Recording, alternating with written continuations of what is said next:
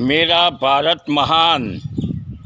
दोस्तों, તમામને બધી જ સગવડો મળશે સાંસદોને, ધારાસભ્યોને અને સરકારી કર્મચારીઓને, પરંતુ તમારે અને અમારે એટલે કે આપણે બધાએ તો ફક્ત 5 કિલો ઘઉં ચોખામાં જ ચલાવી લેવાનું છે। દોસ્તો, કાળમી મોંઘવારી ચાલી રહી છે।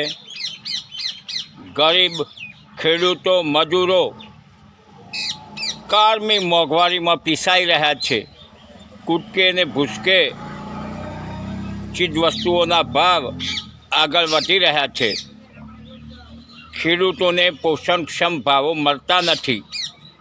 અને તમે જુઓ, આ ધારાસભ્યો અને સંસદ સભ્યો કહે છે કે અમે તો પ્રજાની સેવા કરવા માટે આવીએ છીએ।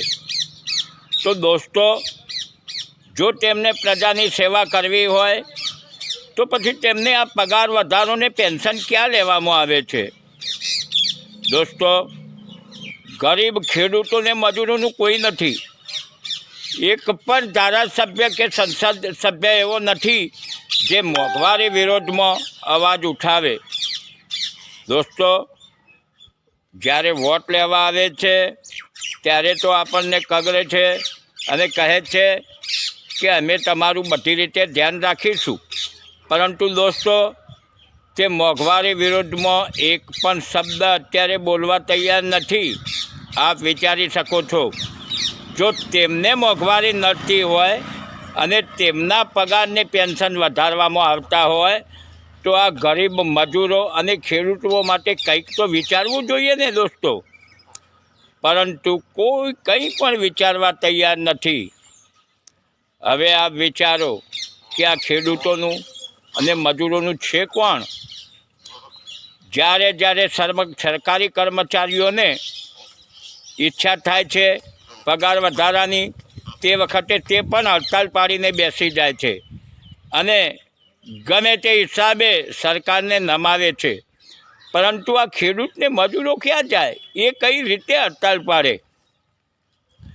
હમણાં તો આટલી બધી મોંઘવારી છે અને તેમાં તેમણે વધારો માગ્યો, પગાર વધારો ને ત્યાં પેન્શનનો વધારો માગ્યો છે।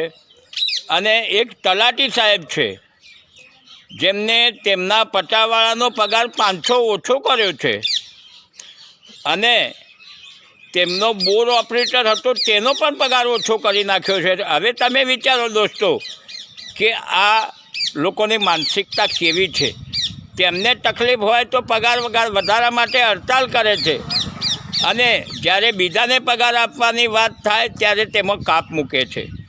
દોસ્તો, હવે વિચારો કે આ લોકોની માનસિકતા કેવી છે જે નોકરી કરે છે તેમની, અને આ ધારાસભ્યોની। મજૂરોનું અને ખેડૂતનો કોઈ નથી દોસ્તો। થોડુંક વિચારો। મારી વાત આપને કેવી લાગી મને કોમેન્ટમાં જણાવશો। મારી કોઈ ભૂલ થતી હોય તો મને માફ કરશો।